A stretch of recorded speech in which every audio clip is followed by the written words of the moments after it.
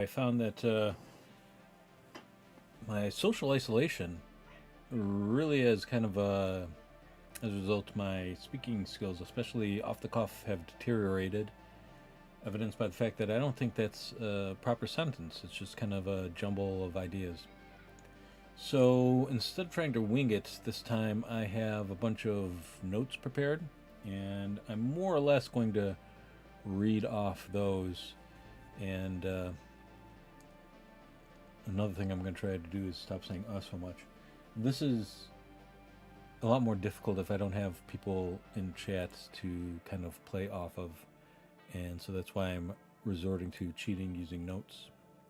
So let me just jump into my notes right now. Also, lighting is an issue. It's impossible to get a balance between the lighting lights and the lighting of the monitors. So for example, I have my notes up and it's light mode, and if I just minimize them right away, you can see the lighting changes, and there's no really way to anticipate what windows I'm going to have open and how they're going to affect the lighting. So this is still very much a work in progress, is what I'm trying to say. Anyways, let's just jump in. All right, so today we're going to set up a Kali Linux virtual machine on VMware. Why? So we can practice ethical hacking, of course. With virtualization, we can create an attack box, which is our Kali Linux machine. We can also create target machines. We can even create an entire target network. Or in this case, I'm going to show you how to use the VM attack box to attack the TryHackMe.com target VMs in the cloud. Some of the downloads are going to take a while though, so instead of talking about what we're going to do and then do it as I usually do, we're going to do it first and then talk about what we've done while things are downloading and installing. So if you're following along, just know that with each step, an explanation is going to follow, not precede it. So let's get started. All right, so the first thing we're going to need if we're going to install Kali Linux on VMware is VMware. Your search terms are VM download free, download VMware, VMware download free, something along those lines.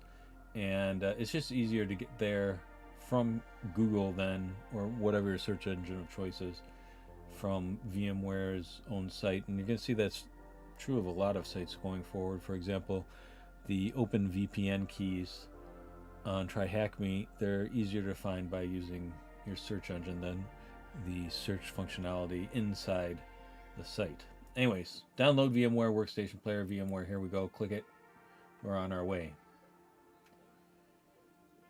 Try Workstation 17 Player for Windows, download now. And we're going to download that. And I've already downloaded, and the install is, just your typical install. Follow the prompts.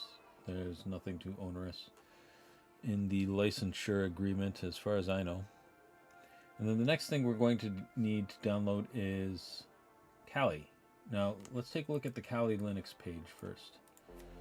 Kali is an operating system that's kind of tailor-made for hacking and pen testing and that sort of thing.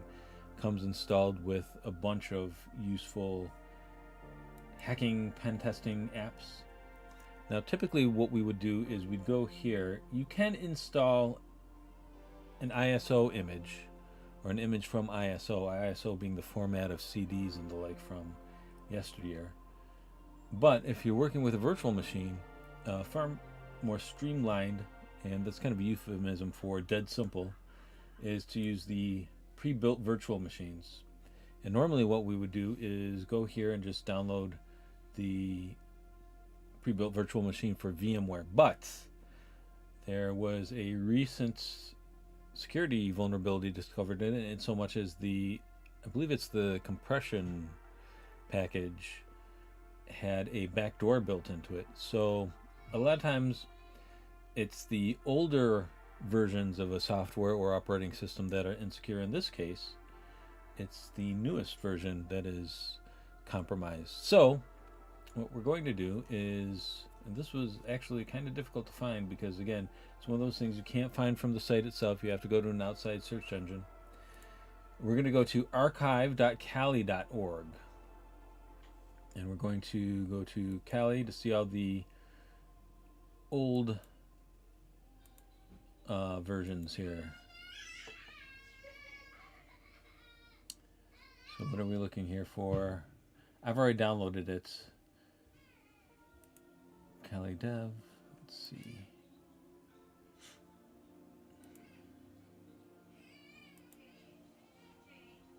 Kali Images. We're going to go back to Kali 2023. And what we're looking for is anything with the words VMware in it. We want, you can use a torrent, which is not a bad idea. You're going to look at your CPU architecture. So it's good to know whether or not you have an AMD chip or an i3-86, which is Intel. I have AMD, so I would download AMD 64.7Z.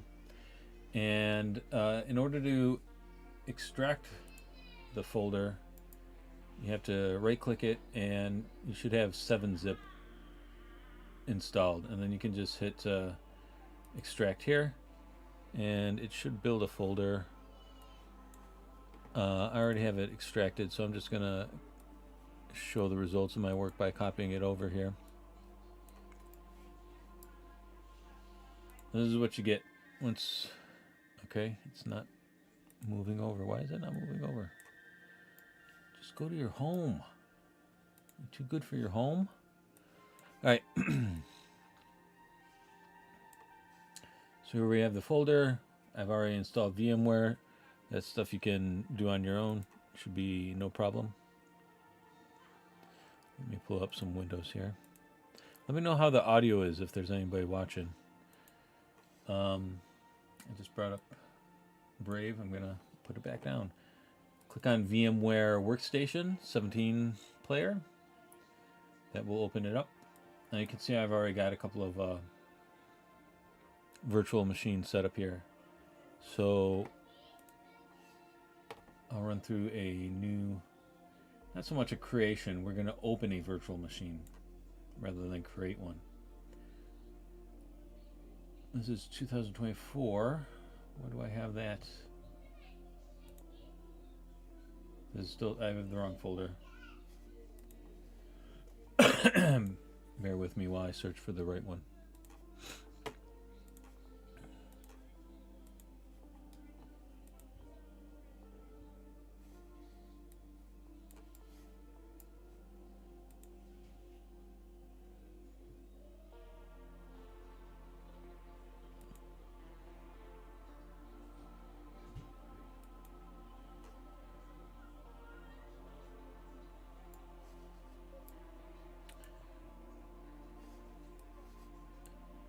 All right, and extract here.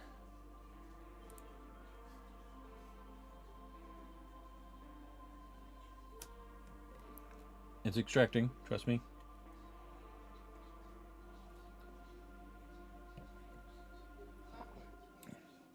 As I take a sip from my tea swill.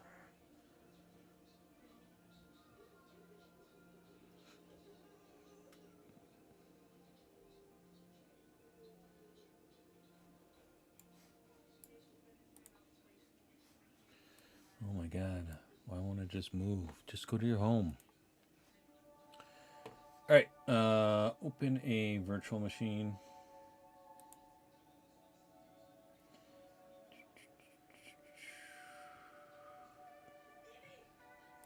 Desktop. Kali. Open. And here we have, it's already ready to run. I'm going to rename it just to kind of keep things separate here. I don't know if you can hear the neighbors in the background. Tried to block that out. And also let me know how the audio is. Edit virtual machine settings. However much RAM you can spare. For me it's 16 gigabytes. Not too important to dial it in, just perfectly guesstimate how much you can spare. And basically it's, you know, allocating RAM from your host machine. And we're going to go ahead and hit play virtual machine. And it's just that easy.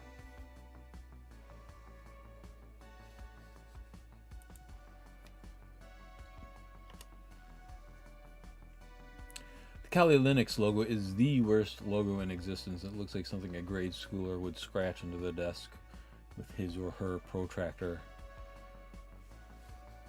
And I'm not familiar with how the 2023 desktop looks. We're going to find out here in a moment. But if it's anything like the 2024 desktop, it's going to take the hideousness to a new level.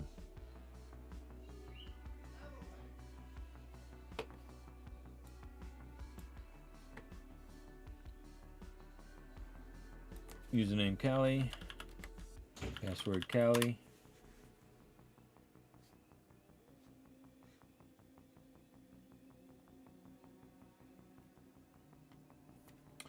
The quieter you become, the more you are able to hear. Okay, so I am familiar with the 2023 desktop. I had just forgotten all about it and what it looks like, and it's not as bad as the newest iteration, but it's not great. So the first thing we're going to do here is look for a suitable wallpaper. Now, I'm kind of particular about my wallpapers. To be an elite hacker, you really need one that's a map of the globe, preferably dark mode, and then ideally with some sort of neon accents. And I have one saved just for such an occasion in my Hackerman stuff folder. I'm going to move it here. This is not my favorite. I don't know where my favorite one is right now, but this will have to do for now. And we're going to see that... Oh, hello. There's one neat background they have, but I usually don't mess with it. Is it part of the package? Part of the installation? And also there's a Kali undercover to make it look like Windows 10. My Windows 10 wallpaper, as you can see, is just black background. It's nothing special. Now, one of the things you can do is copy to and from your host computer to the virtual machine. And I think in order to accomplish that, you have to go down to Player, Manage, and then VMware Tools. I already have it installed. So what I can do is just copy this here. VM technology really is quite magical, isn't it? And then just like in Windows, right click it and set as wallpaper. And there we go, we're an official elite hacker now.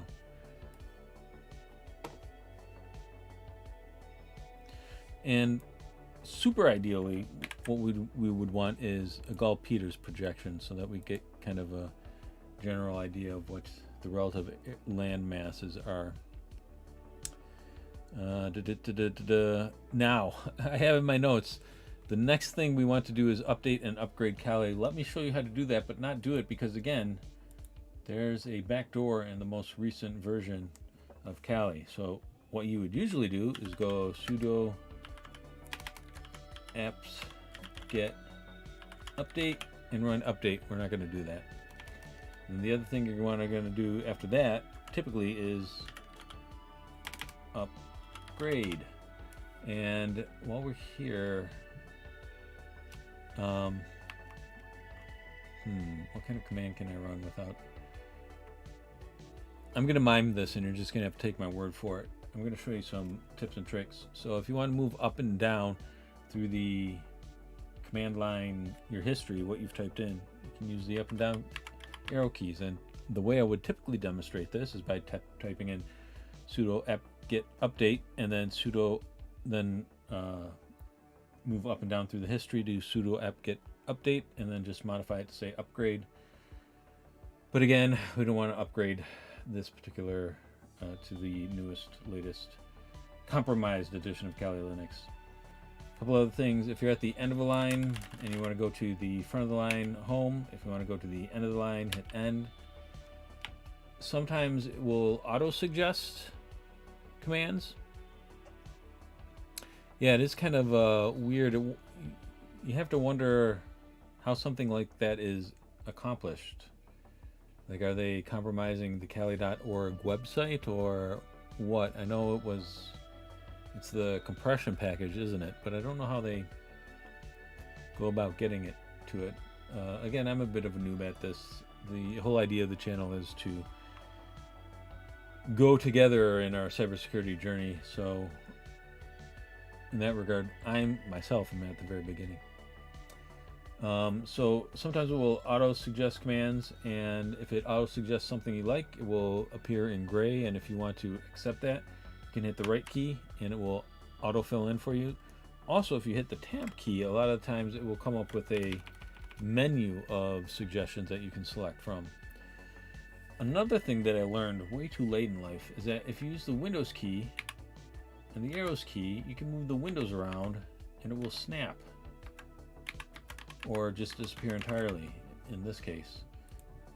Unlike Windows, it minimizes to the top of your screen rather than the bottom.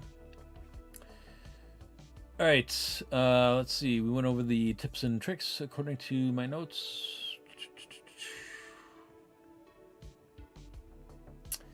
The other thing we're going to want to do is, and I have a handy list of things that I have installed with my previous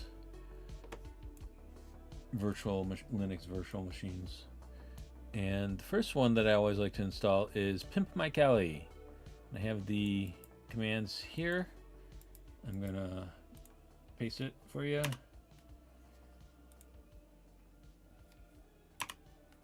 And it's going to clone it.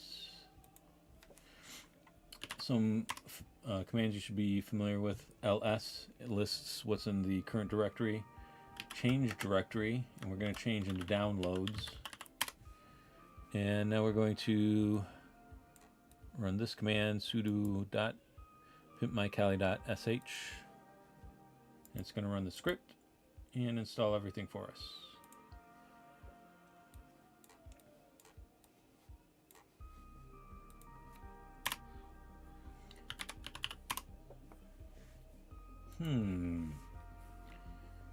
Oh, we have to go into Pimp My Kali.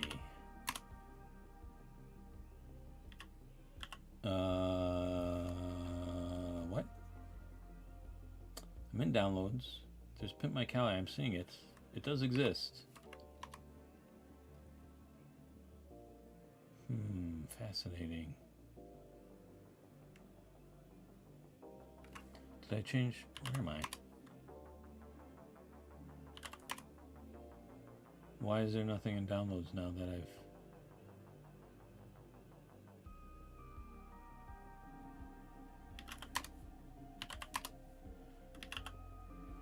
Oh, okay.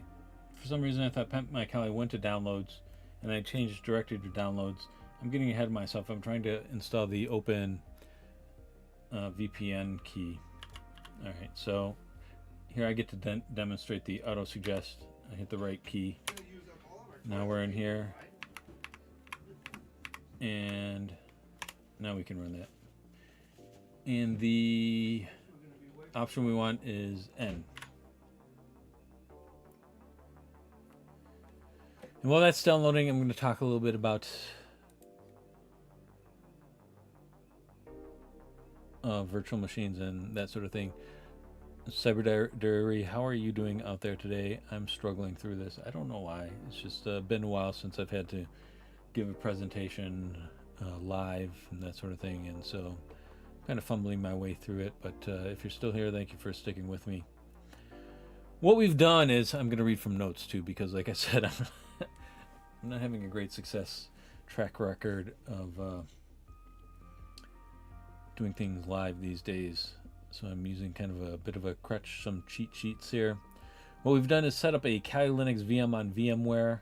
A virtual machine is a software-based virtualization of a physical computer system. It's basically a computer in a computer, like those old Yo-Dog memes.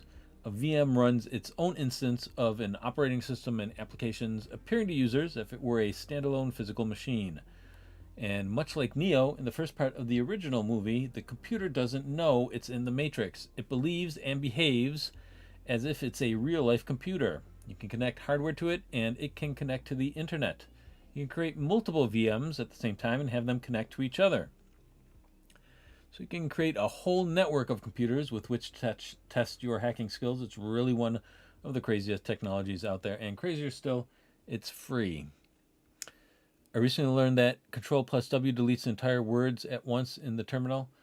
Um, there's a bunch of commands that the ones I use are Control plus U and Control. Oh, like the entire history, or just what's on the line. I know that Control U will do that, and also I think Control K, and I think Control K is the like Control X version where it cuts what's being cut. You know, it copies it to the clipboard in addition to deleting it.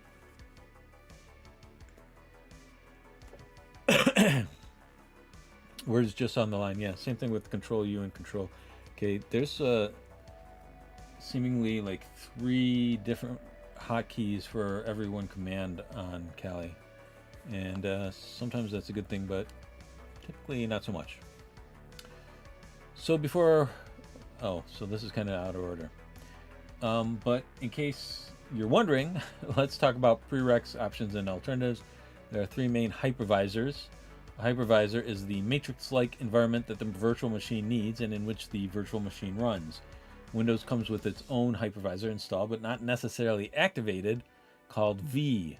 And this means that you can run Kali Linux as more or less an app on Windows, downloading the .apx from the MS Store, and I've tried that, and I have had varying results with that.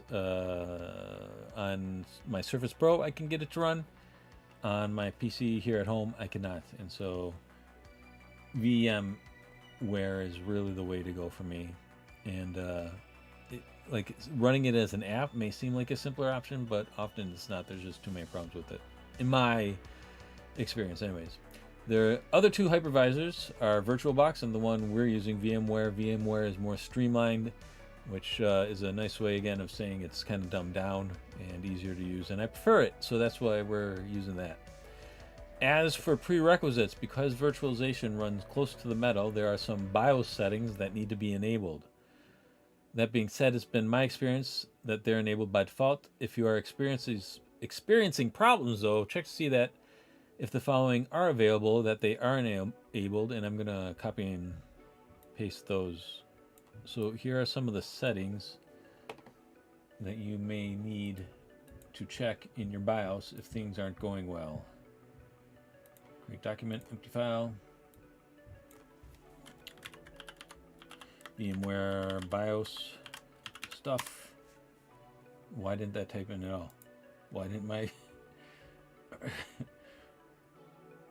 document create? All right, VM BIOS stuff. So check to see that the following are enabled: VT-X for Intel, or AMD V for AMD chips, and then VTD for Intel, or AMD VI, again AMD. These 2 here aren't super necessary. It provides added functionality. Then there's also Intel TXT or SVM mode that you should have enabled. And finally, ChatGPT wanted me to tell you the following: hardware-assisted CPU virtualization extensions. Some BIOS may have specific options related to enabling virtualization extensions for the CPU. Ensure that any options related to hardware-assisted virtualization are enabled. So in addition to these that are kind of industry standards, especially for those chipsets, your BIOS may have proprietary settings that you also have to check. So just kind of dig through. If anything's not working with your VMware, the first thing I would do is dig through my BIOS. All right, and then it also wanted me to tell you that power management settings. Sometimes certain power management features can interfere with virtualization performance. Check for options like Intel Speed Step or AMD Cool and Quiet, and consider disabling them if you encounter performance issues. I think I am currently running Cool and Quiet. I know I did have that enabled at one point, and you can see we're not being throttled all too much here. And let's see, we're still messing around here with Pimp My Kali. In the meantime, we're going to show how to get this set up with TryHackMe.com.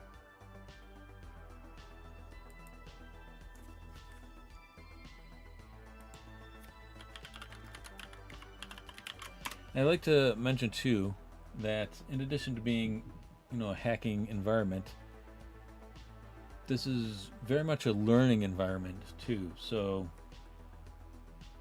I find it's a good way to compartmentalize my cybersecurity studies. So, for example, on my cybersecurity bookmarks, excuse me, all my cybersecurity bookmarks are here in Kali Linux, or at least in one of my Kali Linux virtual installations.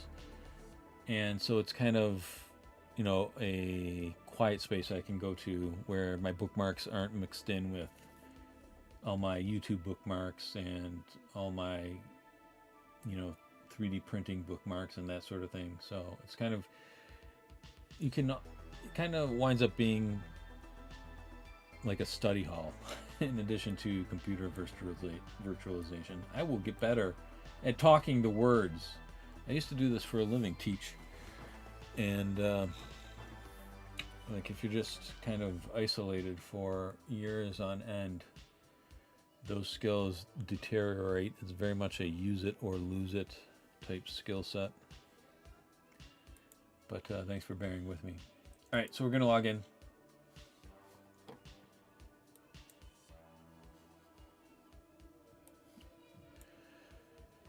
All right, thankfully all the passwords and stuff are obfuscated. Let's see here.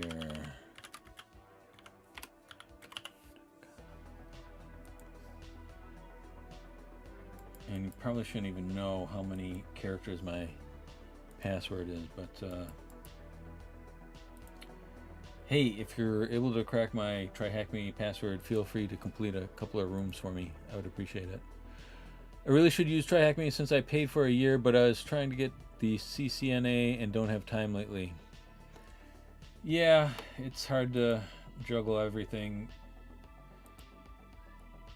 Just in terms of time, one of the most disheartening aspects of TryHackMe is I'm saying this just the other way, you'll go down a learning path, or you'll open up a learning path, and you'll get to a point where it requires this learning path as its own prerequisite, and then you'll start on that learning path only to realize that it has its own whole nother path as a prerequisite. And I mean, it's good to move the unknown unknowns from the unknown column to the unknown knowns, or the known unknowns, but at the same time it can be kind of disheartening.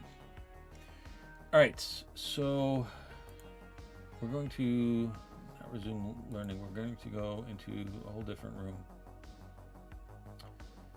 We're going to go into search functionality. Here isn't great.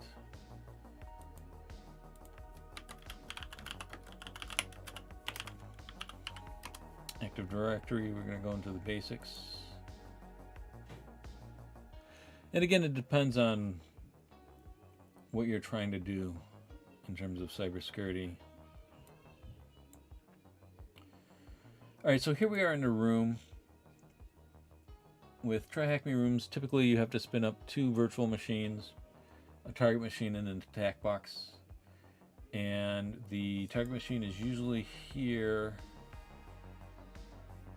and the attack box is usually up here in the banner. Now, let's just take a look at the attack box real quickly.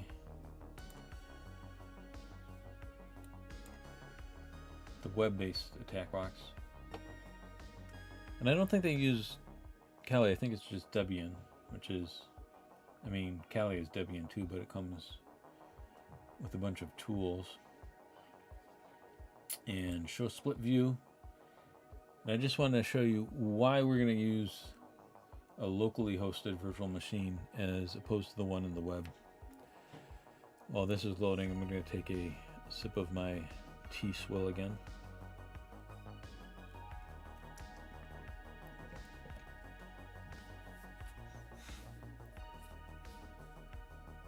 This is crazy to admit, but I learned just the other day that tea doesn't mean that it necessarily has tea leaves. It can just be any dried plant material And so you wind up seeing a lot of the teas not containing tea leaves and not containing caffeine, which is a big part of the appeal. For me, at least. I got a BS in cybersecurity and really regret not doing computer science instead. I think my best option for getting a job is overnight knock analysis for a data center or something. Why do you regret not getting the computer science degree? I find in today's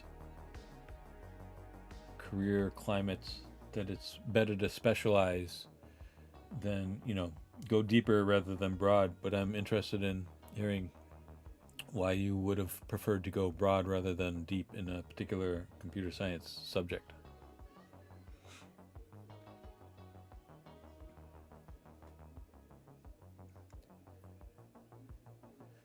By the way, I used to teach game design at SUNY, State University of New York college system.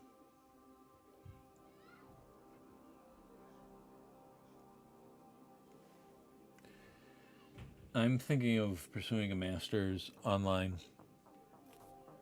My biggest concern, in addition to having to compete with everybody who has, who's way farther in their education and badge collecting of the certificates and whatnot, is competing with AI. Yeah, it's one of those, especially in cybersecurity, it's one of those careers where I think having experience trumps everything. Trumps education, certificates. The best thing you can have is experience, and of course, in addition to the education, you have to work at getting experience too. So this is not the attack box.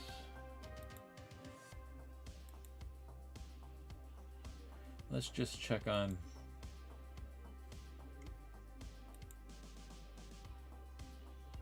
If you are confused or don't understand what this part of the script is doing, press N. I will do that. I rarely, if ever, know what's going on. You and me both.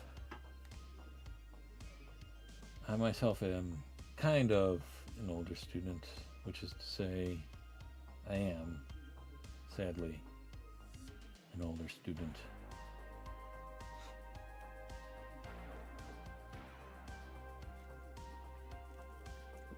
That's why it infuriates me to see some of the other YouTubers, especially the larger YouTubers, giving career advice, and they're always so optimistic about it. They say, oh, you don't need certification, you don't need an education, you just need the will to learn. And if you have deep curiosity about learning how things work and a good set of soft skills, then employers are willing to train the right person. And that is 100% BS. It's very upsetting to give, because you're messing with people's lives. And I gotta say, I myself thought that my cybersecurity bootcamp would be enough to guarantee me a job, along with the Security Plus certification. That is not the case.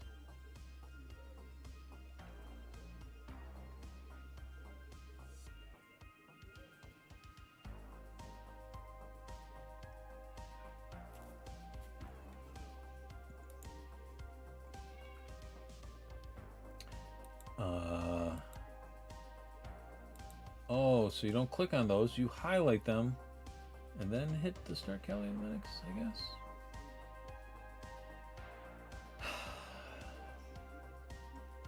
Yet another reason to use your own locally hosted virtual machine.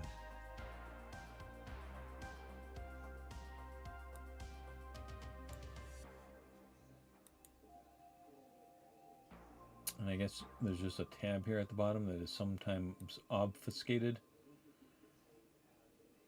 and doesn't seem to scale with the window properly. Oh, kind of did there. I was able to see more by making the window show less. Fascinating.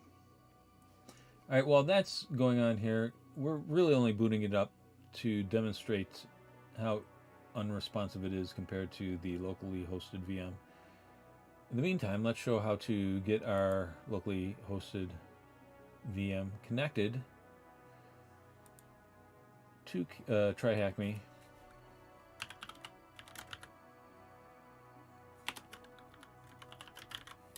using OpenVPN. So a lot of times when you go here, it will give you the option somewhere. Let's exit split view for a moment. It will give you the option some here when you're trying to spin up your attack box to download the OpenVPN key. Some rooms it's there, some rooms it's not there. It's kind of unpredictable. But the one place where you can almost always get it is tryhackme.com/access or r-access more specifically, but either will work. And so what we're going to do here is download a configuration file for OpenVPN and then run it.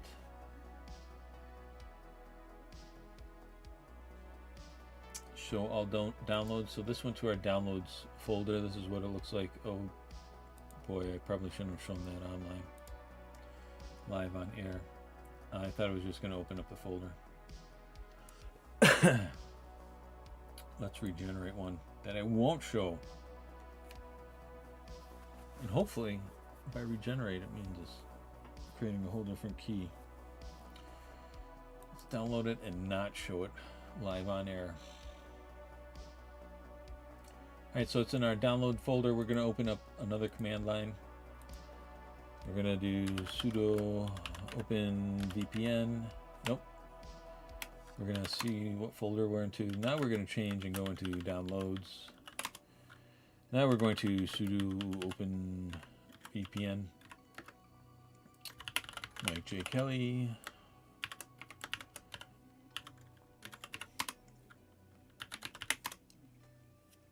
And it's going to install the certificates. Have you been looking for a job, Cyber Diary? And if so, if you don't mind, oh, happy Easter to you too. If you don't mind me asking, how's the job search going? And are you like me, and are you frustrated by some of the career advice being given by, I mean, I don't want to say David Bomball's name by name, but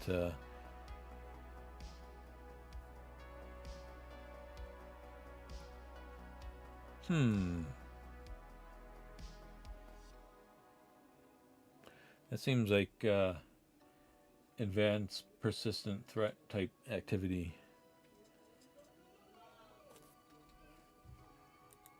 All right, so here it says initialization sequence completed. That means we're connected, and we should be able to ping our target machines. Oh, you know what?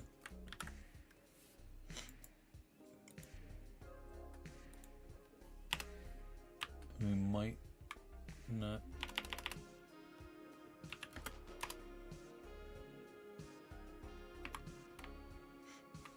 We might not be able to here. It is working. All right, because sometimes I'm going to hit Control C to get rid of that. Because some reasons, if we go, sometimes, especially for the Active Directory stuff,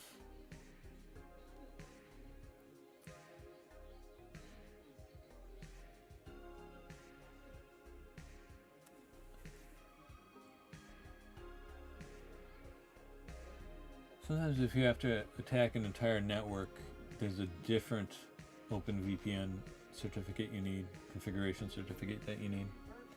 But I'm not seeing that right now. All right, so I just want to show you a couple of things that we can do here. RDP, the command for that I think is just R desktop, and then there's like X free desktop or something of the sort. I've been looking since January after I graduated and have had no luck. I have a spreadsheet and all the places I applied. I've been keeping track. I've had a similar situation And I find that none of the jobs I'm applying to I ever hear back from. The only time I'm getting interviews is if a recruiter comes looking for me. I luckily do have some money saved, and I get about $500 a month from the VA because I had a leg injury in the Marine Corps. Thank you for your service. They pay me for, but I might have to just accept whatever I can get soon. Yeah, I hear ya. But like I was saying, I had no luck applying to places. The only time I ever got interviews was from just my LinkedIn profile, and then recruiters would contact me.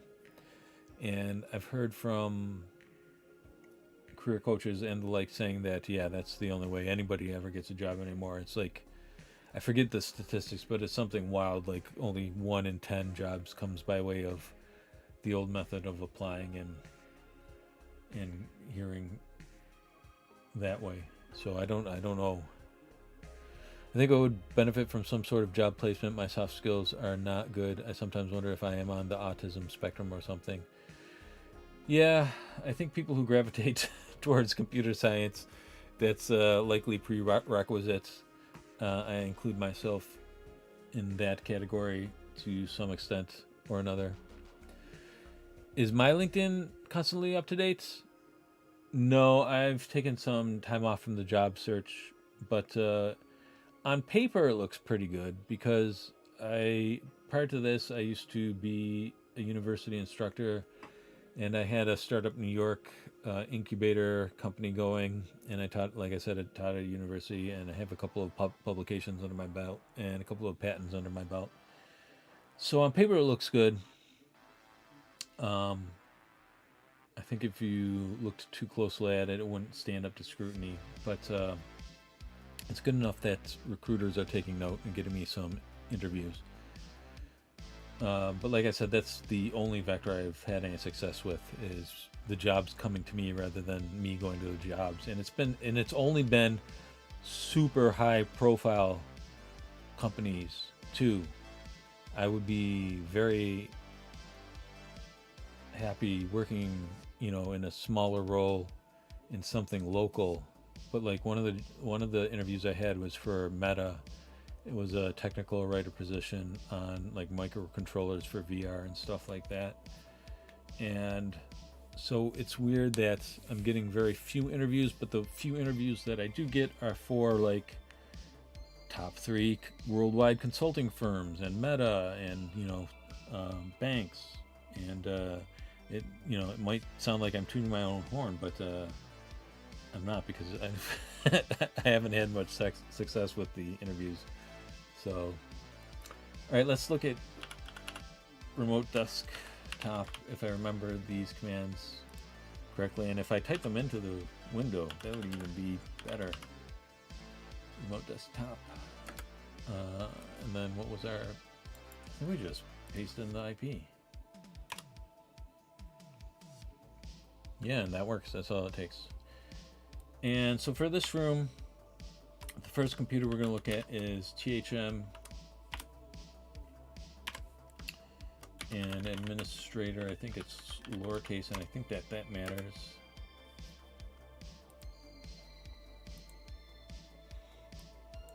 And it is not lowercase, it is capitalized, and it may matter.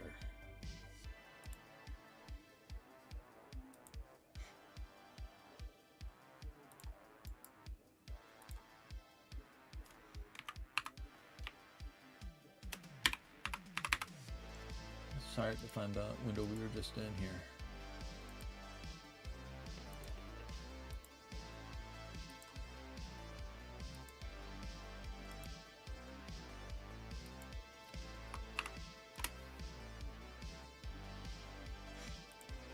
Now, do we have 2 different?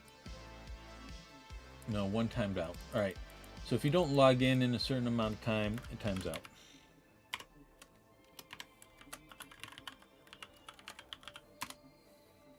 And I didn't bother with the password because I'm used to doing this in Windows.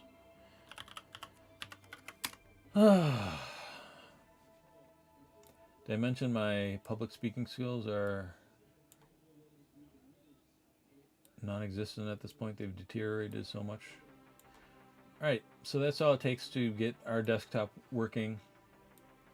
And I'd like to demonstrate that we can, might be asking yourself, as I was when I was doing this room, can we get 2 different connections going with 2 different users?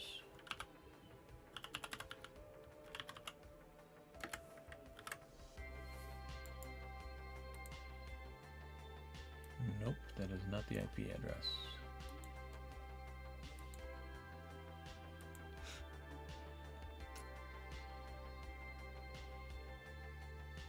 For a box cutter, wait, am I missing something? It feels like we skipped a few lines.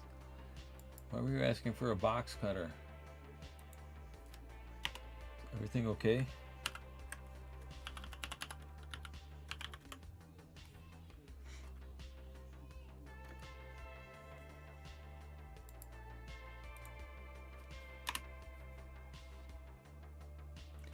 So now you can see we have our administrator desktop, and we're going to log in as Philip.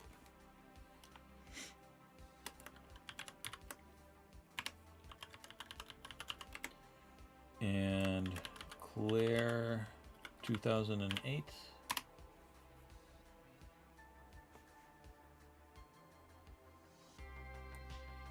And so we can get multiple versions of, not necessarily computers within computers, but a computer within a computer connected to computers on another computer. So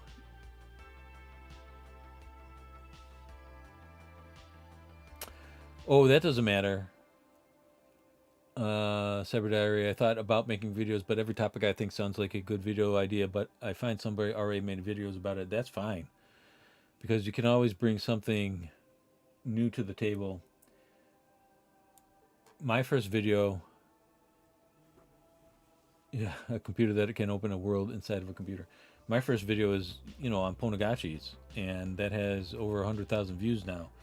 That was nothing new. That was, Ponegashis became popular in 2019, and then they died out for a couple of years, and now they're popular again. And I magically was kind of like a vicious circle, a reinforcing loop where the videos made it more popular, and being more popular made the videos more popular, that sort of thing. And so, yeah, don't hesitate to make videos about something somebody's already done.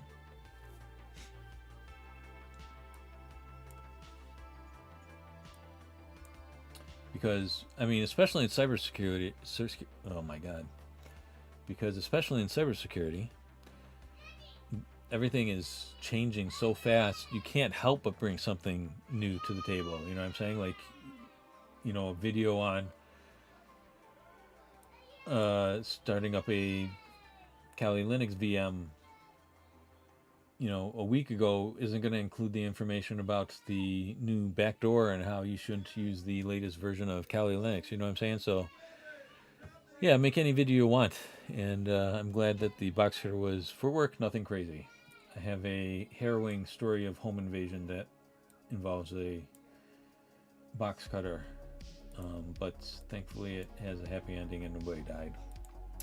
But I digress. All right, so the other thing I wanted to show you is that not only can we open up multiple computers and connect computers in the cloud and have multiple users running on multiple instances of desktop, we can, let's see, active.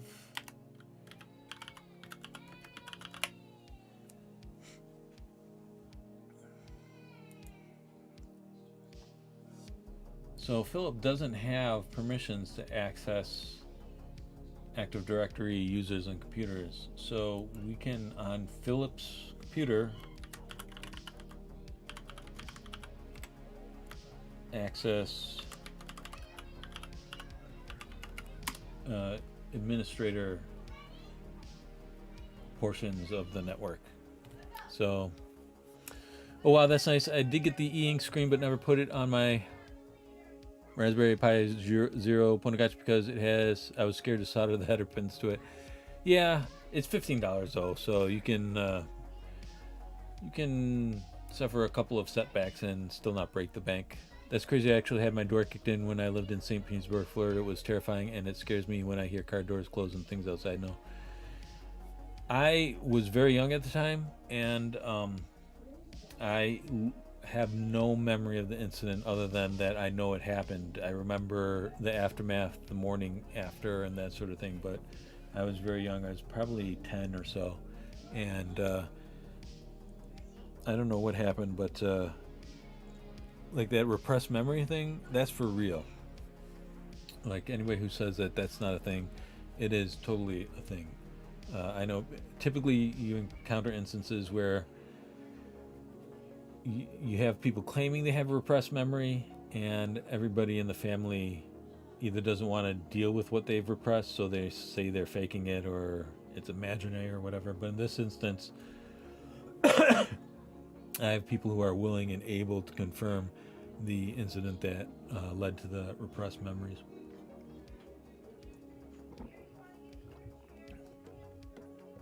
I've been through, I used to work the graveyard shift at a place called Jim's Stakeout. So there were a lot of like stabbings and shootings that probably should have given me PTSD or something of the sort.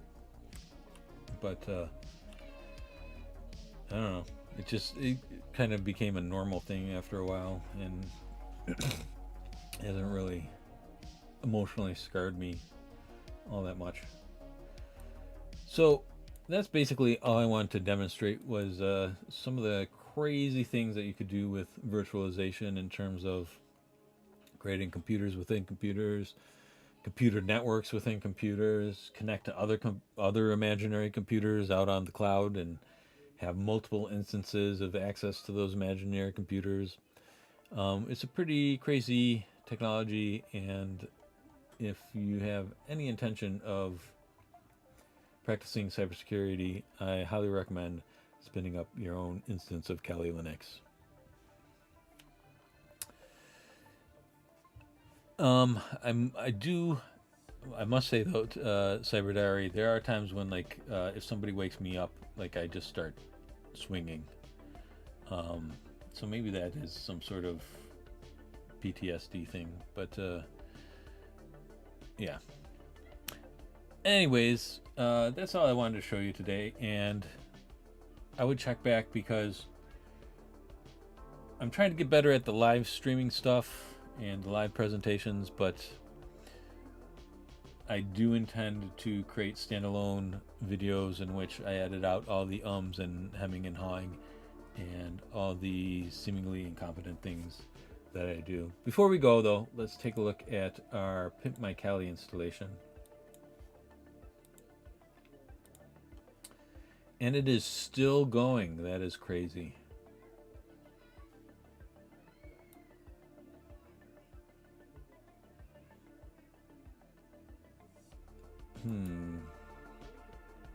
So you can see it is a pretty robust package, and as feature rich as Kali Linux is, Pimp My Kali kind of takes it to another level. It has a bunch of additional utilities, but most importantly, or most useful, I find it has a bunch of Python scripts that you can run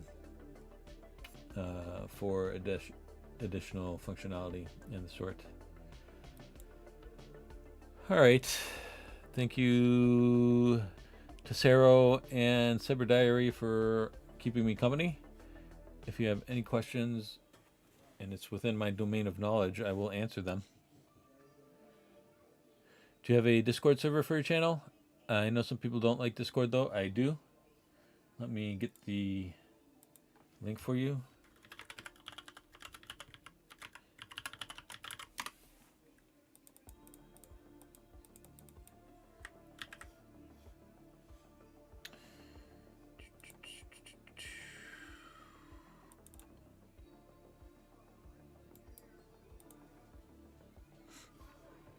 Where's the restream.io?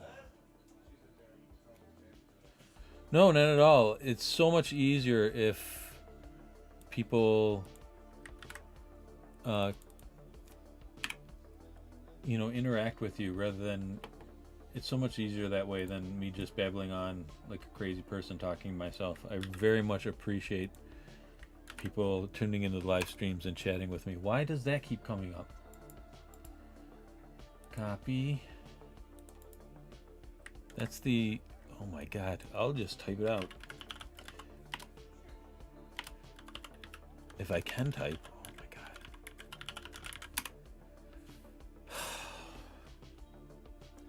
That's supposed to be com.com.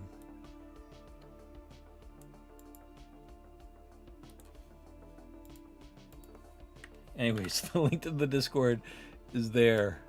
Please go to cyberspacemanmike.com and you can see it's in the header, and just go to that. And yeah, please join us in the Discord. You can see me complain about different things. Oh, the invite is invalid. Why? I set it not to expire. Restart to keep using. Oh my god. Nothing's going right.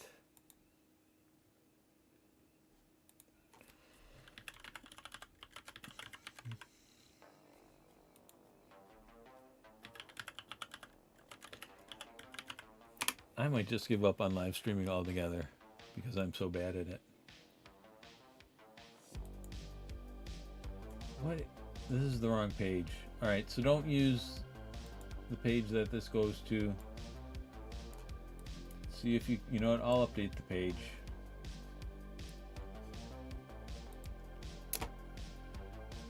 A slow decay on Discord that describes my presentation skills, except for the slow part. A rapid decay. And like I said, I'm gonna update this part here. And sorry everything was so unprofessional. The only way to get better at this is to keep practicing it and just keep doing bad and just pushing through the bad until you get good at it. Here on the site too, if you scroll down in these obnoxious colors that I quite like, I have all the... Why doesn't it... Oh my god. I do have the live streams.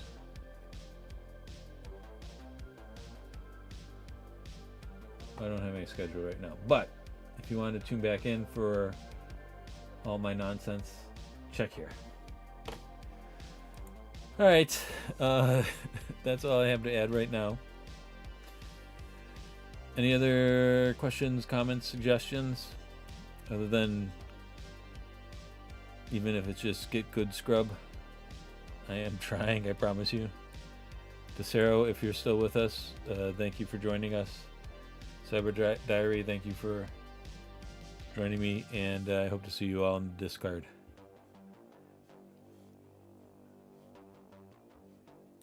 Anything else? I'll just type in bye here. Bye.